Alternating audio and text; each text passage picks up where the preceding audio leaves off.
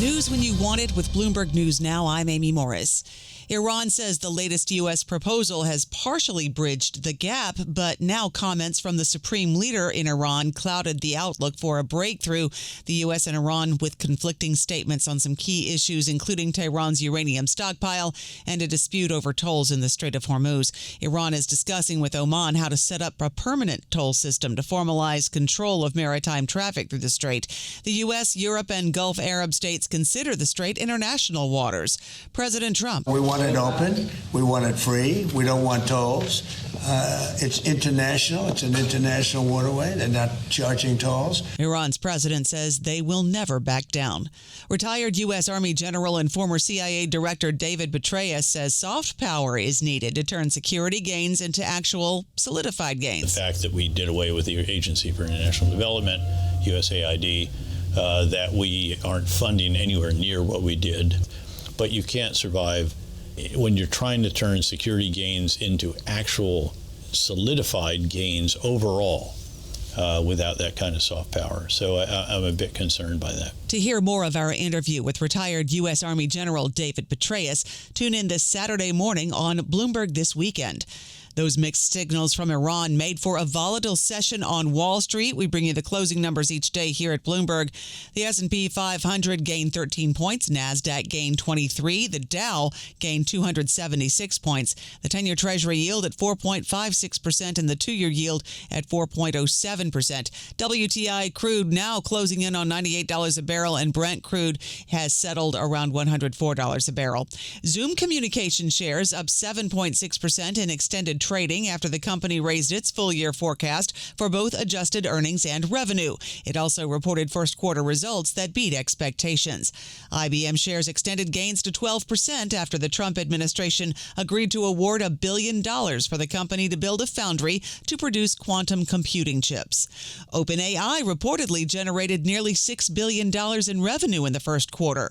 Sources tell the information that OpenAI's coding agent Codex, along with growth from selling to businesses and testing ads on ChatGPT, helped drive first-quarter growth. Sources tell Bloomberg Oura Health filed confidentially for a U.S. initial public offering. The company is working with several financial groups on the IPO, including Goldman Sachs and Morgan Stanley, and they plan to go public later this year. President Trump says he'll send another 5,000 troops to Poland. The president posting on social media that he'll send more troops, quote, based on the successful election of the now president of Poland, Karol Nawrocki. Nawrocki was elected last year.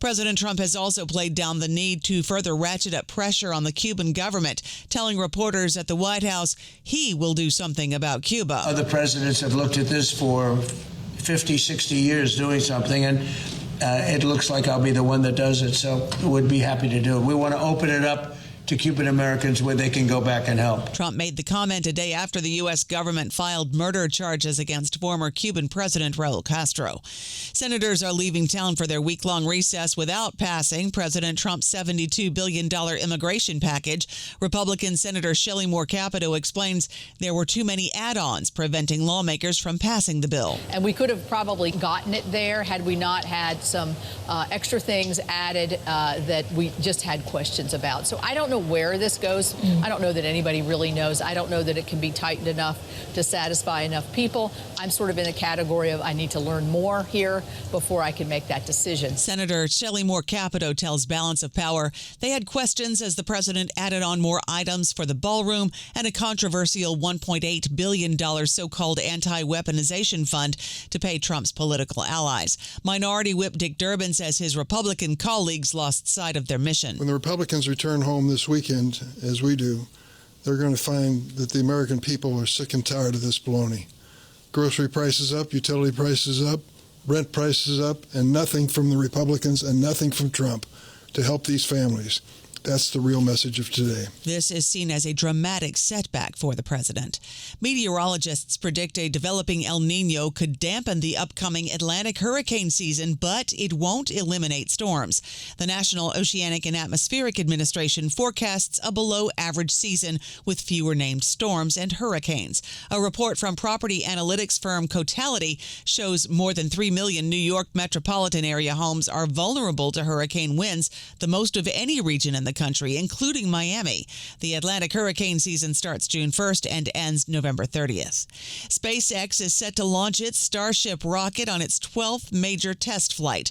The launch is part of a high-stakes mission as the company preps for an initial public offering, and the upgraded vehicle is meant to serve as a major improvement over previously launched Starship prototypes.